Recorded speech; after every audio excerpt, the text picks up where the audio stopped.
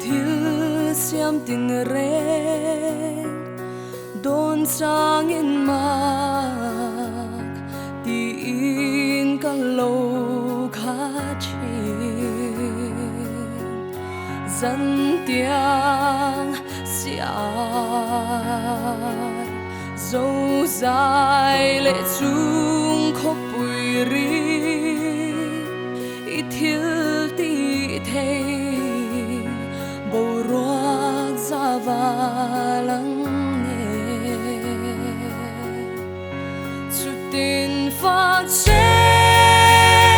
tha in ăn nuông lal pa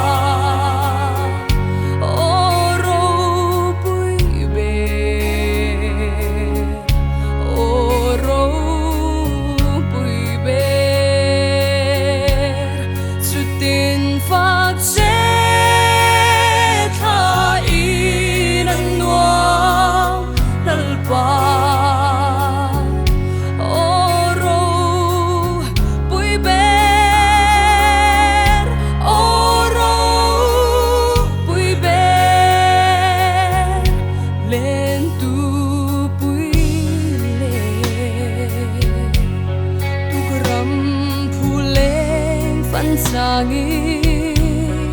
sirva dài môi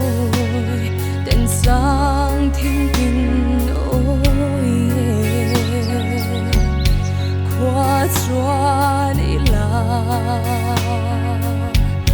lang sang tin reng chẳng nghi